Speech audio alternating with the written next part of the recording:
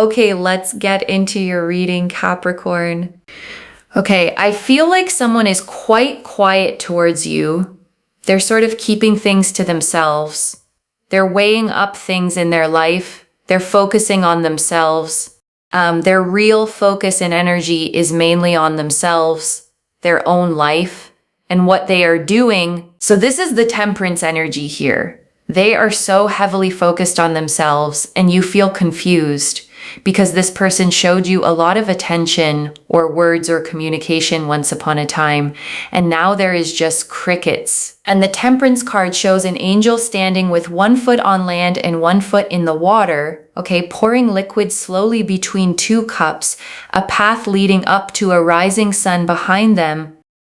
And it's the card of balance, of patience, of someone taking their time to get the mix of their life exactly right. And I want you to hold on to that image, okay? Because it reframes the whole silence right from the start.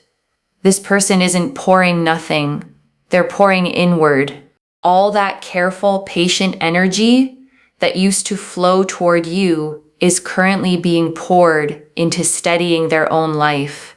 And that's a very different thing from them not caring. There's an energy here of just feeling like they are so silent, and it really sort of upsets you and overwhelms you and frustrates you all at the same time. You're just like, you were putting in so much effort and so much work. Like, why? You know, you're just confused as to why this person isn't doing anything much towards you, because they showed you so much consistency and effort at one point. And I want to really name that whiplash, okay? Because it's one of the most disorienting feelings there is. It's not that they were never interested. If they'd been cold from the start, you could file it away easily. It's that they were warm, consistent, putting in real effort, and then it stopped. And that contrast is exactly what's got your mind spinning, because it doesn't add up with the person they showed you they were. They were really taking initiative or even spending money and taking time, right?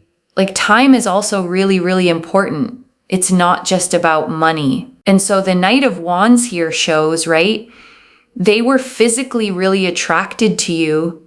There could have been intimacy, or just conversations that made you feel like this person was into you, and then nothing, you know, and you just think to yourself, like, hang on a second, like, why are they not saying anything right now? Why have they pulled away? Why is there this energy of limbo? And the Knight of Wands is shown charging on horseback, okay, armor patterned with salamanders, the horse rearing up mid-motion, the whole card leaning forward with heat and desire and momentum. And it's the card of passion, of physical attraction, of someone who acts on fire when they feel it. So notice what that card is confirming, okay? The effort you experienced was real. The attraction was real. The into you energy was real. You did not misread it. You did not make it up. The Knight of Wands doesn't ride out for someone he feels nothing for, which means the pulling away that followed is a change in circumstance, not a correction of some mistake you made. Why are they not being so proactive or moving things along? Why are they not doing much? Like, what in the world is actually going on here, you know? And you feel really frustrated and really aggravated and really sad. And it's definitely very sad, because the Strength card here is really powerful. They are trying to get themselves to be stronger. This person right now is quite weak from what I'm seeing here. They don't feel like themselves. They feel really depleted in energy. They feel really overwhelmed. They feel really sad. And the Strength card shows a woman gently closing the jaws of a lion, okay? Not by force, but with calm, patient hands, an infinity symbol glowing above her head. And it's the card of inner strength, of quiet courage, of mastering something powerful through gentleness rather than struggle. And here's what's poignant about it showing up for them, okay? It's showing up because they don't have it right now. The card appears as the thing they're reaching for, the strength they're trying to build, the steadiness they've lost. And that tells you something important. This person isn't quiet because they're powerful and above it all. They're quiet because they're depleted and trying to gather themselves back together. And I want to add something about why depletion causes silence specifically, okay? Because it's not obvious when a person is running on empty. Communication is one of the first things to go, not because they've stopped caring, but because reaching out, showing up, being emotionally present all take energy they simply don't have right now. Think of it like a phone on 2% battery, okay? It's not that the phone doesn't want to work. It's that it goes into low power mode, shuts down everything non-essential, and just tries to keep itself alive. And that's this person. They've gone into emotional low power mode, and the connection with you got switched off not because it didn't matter, but because they had nothing left to power it with. They see you as much, much stronger than them. They see you as someone very powerful. You've got a lot of energy. You know what you want out of life. You know your boundaries. You have faith. You are spiritual. You are strong. Like you know what you want, right? And they just are thinking to themselves, I don't really know what I want. Like I am all over the place. I'm confused. I'm, feeling immature. I'm feeling weak. I'm feeling this. I don't know what to do. And every time I try to do something, it doesn't work out. And I want to sit with that contrast for a moment, okay? Because it's the emotional core of why they went quiet. They look at you and they see everything they wish they had right now. The clarity, the boundaries, the faith, the strength. And they look at themselves and they see confusion and depletion. And when someone feels that gap, that sense of not measuring up to the person they're drawn to, it can actually make them pull back because they don't feel like they have anything solid to offer from where they're standing. And so they basically just need a dose of strength, okay? And that is what I'm seeing here with the Four of Pentacles. The Four of Pentacles. They're keeping to themselves because they're trying to work on money issues, career. They're trying to work on career. They're trying to work on their finances. They're trying to work on themselves. They're trying to get themselves together. They're trying to do what feels good for them. And they're trying to focus completely on themselves. And the Four of Pentacles shows a figure seated, okay, clutching one coin tightly to their chest, one balanced on their head, one under each foot, holding on to everything they've got with a firm protective grip. And it's often a card of guarding your resources, of security, of pulling everything close and focusing hard on stability. And in this reading, it's showing you exactly where their energy is going, okay? Into money, into career, into building a foundation under themselves. And I want you to hear that as information, not rejection, because a person heads down on their finances and their stability isn't necessarily choosing against you. They're often trying to get solid enough to feel worthy of showing up at all, from what I'm seeing here. They just feel so overwhelmed and so overworked and so stressed out, especially here with the Eight of Wands.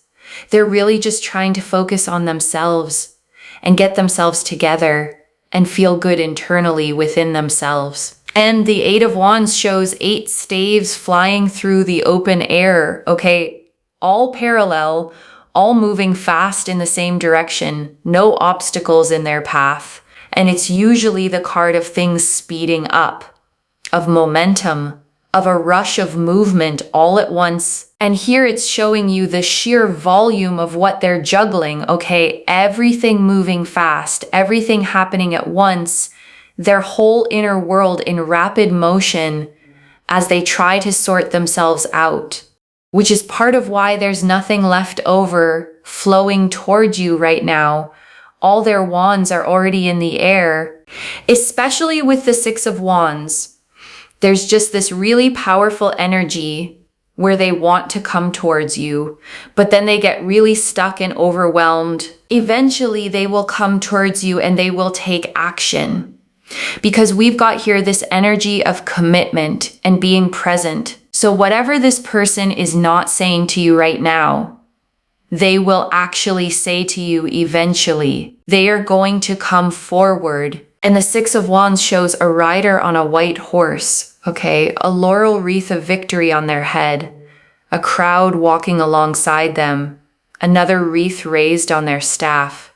And it's the card of victory, of public success, of riding home having won, of recognition and arrival. And I want you to really register what it means that this card sits over there coming toward you, okay? Because it tells you how they want to arrive, not sheepishly, not half-heartedly.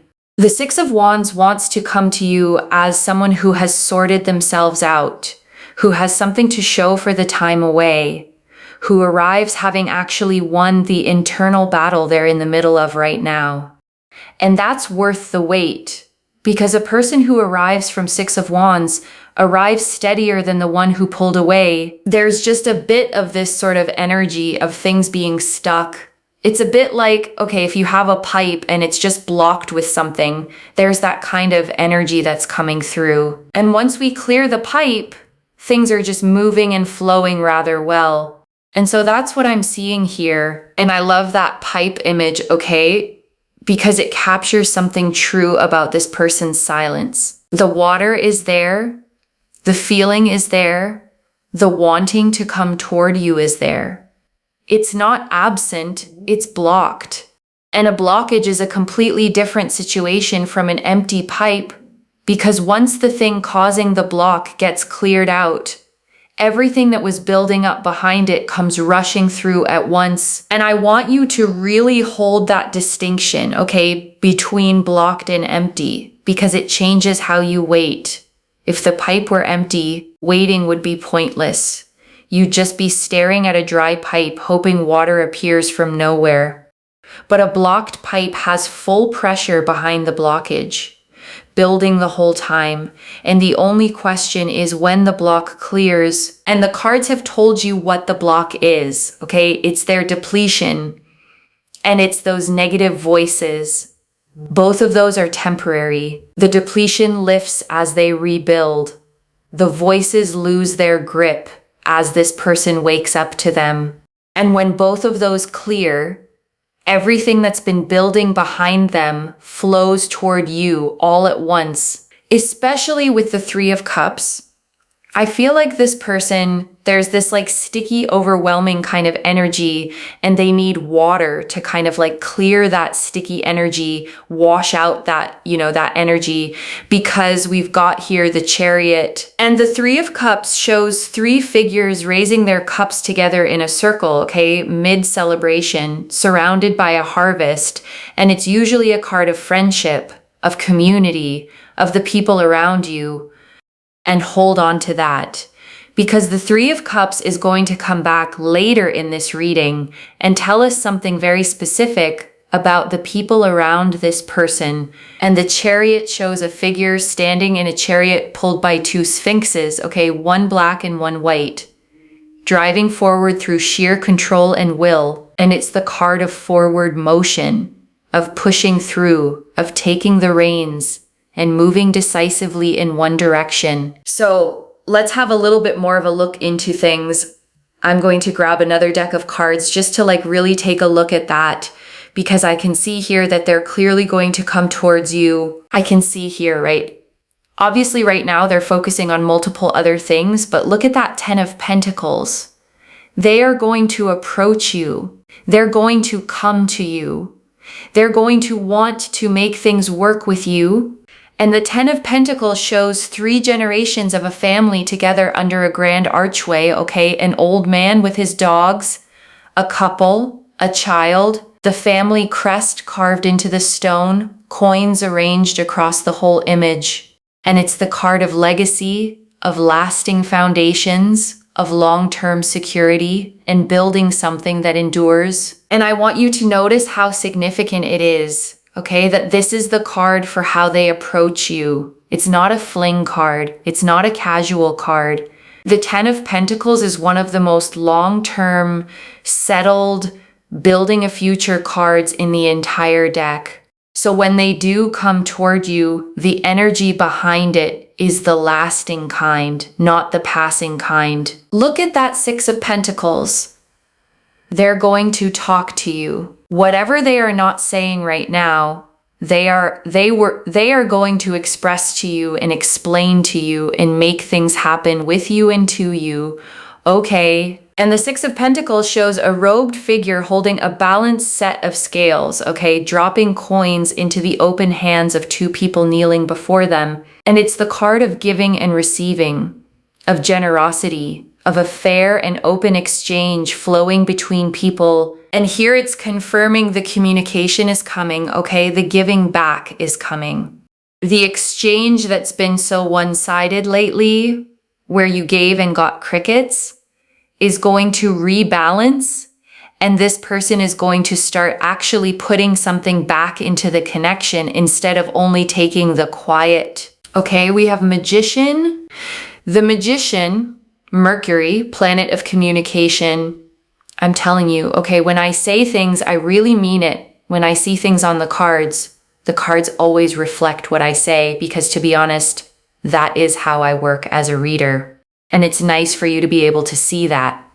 Look at this, right? I said Mercury, and the Magician stands at his table with all four suits laid before him. Okay, one hand raised to the sky and one pointing to the earth, the infinity symbol above his head. And he is the card of manifestation, of will turning into reality, and above all here, of communication.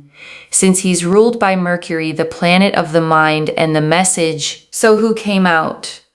The Hermit. Mercury. The Hermit. Hermit is ruled by Virgo. Virgo's ruling planet is Mercury. This is very, very powerful, because this just goes to show they're going to absolutely communicate with you and contact you and progress towards you. And the Hermit stands alone on a snowy peak, okay, holding up a lantern with a single glowing star inside it, a staff in his other hand. And it's the card of withdrawal, of going inward, of stepping back from the world to find something out in solitude. And I want to name why it's so fitting that the Hermit appears right here, okay? Because it describes this whole phase perfectly. This person has gone into their cave. They've withdrawn. They're on the mountain alone with their lantern, working things out.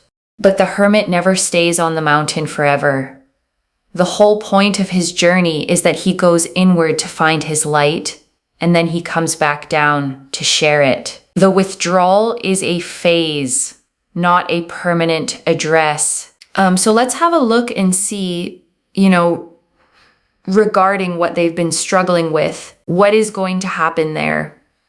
Three of Cups. The Three of Cups. So second time we got the Three of Cups. Okay, so they've just been feeling overwhelmed. I feel like there's been someone jealous around them. Like someone very jealous, envious, someone who's always telling them what to do. And so they've been under the influence basically of like very jealous people, jealous friends, people that never really mean well. But these people can be like, you should do this and you should do that. And like, don't date or don't see people, just focus on yourself, be independent. Like, why do you need to depend on others? And now I want to come back to what I said earlier, okay, about the Three of Cups being the people around you card. This is why it came up twice. The first time it was pointing at a sticky energy that needed clearing. And now the second time, it's naming exactly what that sticky energy is. It's other people. It's the crowd around this person, the friends, the voices in their ear. They are around this kind of person, okay? It could be a friend, could be a coworker, could be someone in their family, but there's someone here that's just influencing them and sort of de-influencing them from being in a romantic connection and sort of just focusing on themselves. And that's why this person started to pull away from you, right?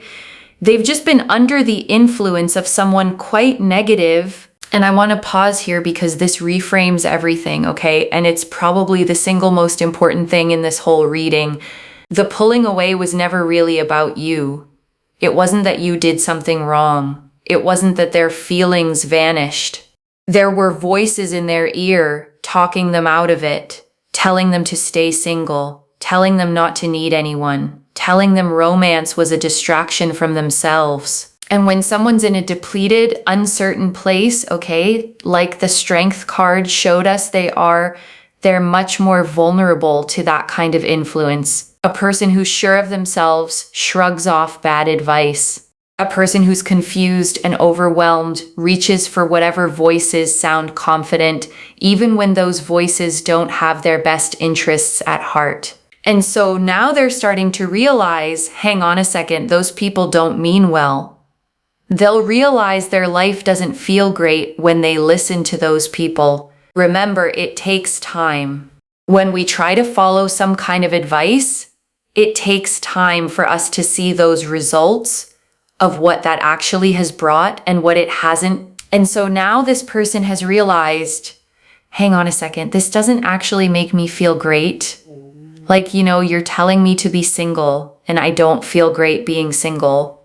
And so now they're realizing, hang on a second, this person is not really telling me the right thing. So I am just going to do what I want to do. And then boom, they come towards you. Okay, boom, they come towards you. They contact you. They progress towards you. And I want to sit with that realization arc for a second, okay? Because it's actually a healthy and hopeful thing to witness. This person is learning something. They tried following the advice to isolate, to stay single, to wall themselves off, and they discovered through living it that it made them miserable. And that lesson, learned the hard way, tends to stick because nothing teaches you what you want quite like trying the opposite and feeling how wrong it fits. I feel like there's more than one, okay? I feel like there's a little posy of people here that are kind of doing this, and it's not really nice, and it's really aggravated your person because they really listened to this person or people and started kind of doing what they were saying and realized, actually, you know what? I'm not that happy. I'm not that happy being single, and independent. I actually do want a relationship and I do want to progress things. I do want happiness. I do want love. And you're telling me not to do all of that. But then, they were listening to that and now they realize, hang on a second, I need to listen to myself is what they're going to be thinking. So that is really what we have here. It's a very powerful energy in that sense. And it is significant, right? Super, super significant. And I want to speak to what this means for you, okay? Because there's a temptation to hear all of this and feel angry at these people or anxious about their influence. And I understand that. But here's the thing to hold on to. You don't actually have to do anything about them.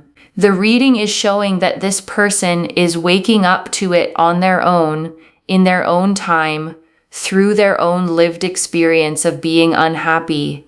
That's a realization no outside voice forced on them, which is exactly why it'll hold. And I want to name why realizations like this are so durable, okay? Because it matters for what's coming. There are two ways a person changes their mind. One is when someone argues them into it, and that kind never lasts. Because the moment a louder voice comes along, they change their mind right back. And the other way is when life itself teaches them, when they try something and feel with their own body how wrong it was for them. And that second kind is permanent, okay? Because you can't argue someone out of their own lived experience. This person followed the advice to isolate, and they lived the emptiness of it. Nobody had to convince them it felt bad. They felt it. And a lesson learned in the body like that doesn't get unlearned the next time someone tells them to stay single. So I thought we'd look at a message card here. I'm not used to the love you give me. So we have I'm not used to the love you give me. So yeah, they haven't been used to like having someone that does so much, gives so much, is so emotionally expressive. So that also kind of overwhelmed them. And I want to slow all the way down on this message, okay? Because it's the tender heart of the whole reading and it deserves more than a passing line. I'm not used to the love you give me. Sit with that. Because what it tells you, okay, is that your love wasn't too little. It was more than they'd ever received before. You were consistent, expressive, generous, present. And instead of that feeling safe to them, it felt unfamiliar. And unfamiliar can feel overwhelming to someone who's never been loved that well. And I want to be really clear about something, okay? Because you might be tempted to take the wrong lesson from this. The lesson is not that you loved too hard, or that you should dim yourself down, or give less next time.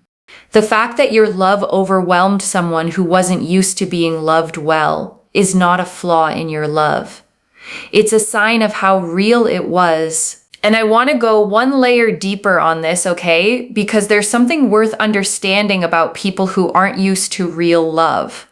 When you've grown up or gone through life receiving love that was inconsistent or conditional or thin, your nervous system actually calibrates to that. The thin version starts to feel normal and safe simply because it's familiar, and then someone like you comes along, okay, and offers the real thing. Full, consistent, expressive, and instead of relief, it can trigger something almost like alarm because it's so unfamiliar that it doesn't compute as safe yet. It computes as too much, as overwhelming, as something they don't have the framework to hold.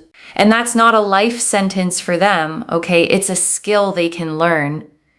People can grow into being able to receive love, and often the person who finally teaches them is exactly the one whose love overwhelmed them at first. So the overwhelm you saw wasn't rejection.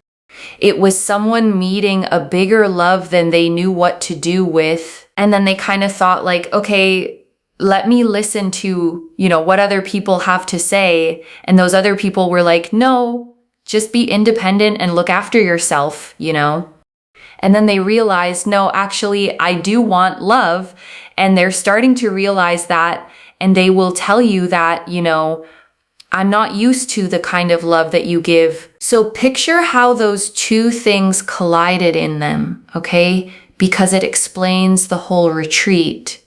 On one side, you giving them a kind of love they'd never known, which overwhelmed them.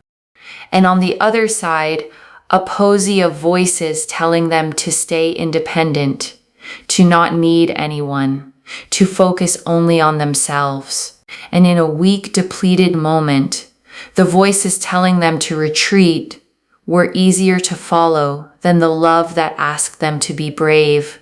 But that's shifting now, okay? And that's the whole hopeful turn of this reading. They're realizing the independence advice left them empty, and that the love you offered was the thing they actually wanted all along, and were just too unpracticed at receiving to hold on to the first time. And before I close this out, I want to leave a few things to actually hold on to, okay? The silence was never really about you, loves. The Knight of Wands proved the attraction and effort were real. What changed wasn't their feelings, it was a depleted moment plus a group of negative voices talking them out of romance. You didn't do something to cause the pullback, so please stop searching yourself for the crime. The second, they're coming back and the cards were emphatic about it. The Six of Wands, the Ten of Pentacles, the Six of Pentacles, the Magician and the Hermit all pointed at real long-term communication and approach. The pipe is blocked, not empty, and blockage is clear. The third, your love was never too much. The message card said it plainly, I'm not used to the love you give me. That's not a criticism of you, it's a confession of how rare what you offered was. Don't shrink it. Just find someone, whether it's this person or not, who's practiced enough at being loved to actually receive it. And I want to answer one more thing, okay? Why this reached you now with this much specific detail? Because the silence had started to convince you that you'd done something wrong, that your effort was one-sided, that you'd imagined the whole connection and it was real, okay? And the reason it went quiet had far more to do with their depletion and the people whispering in their ear than it ever had to do with you. I don't pull Temperance, the Knight of Wands, Strength, the Four of Pentacles, the Six of Wands, the Ten of Pentacles, the Magician, and the Hermit, and a message card that literally says, I'm not used to the love you give me, all by accident. And I want to speak to the tired, hurt part of you for a second, okay? The one quietly thinking, but if they wanted me, none of that would have stopped them. That voice is holding them to a strength they didn't have. The Strength card showed us they were depleted, not powerful, and depleted people get talked out of good things all the time. It's not proof they didn't want you.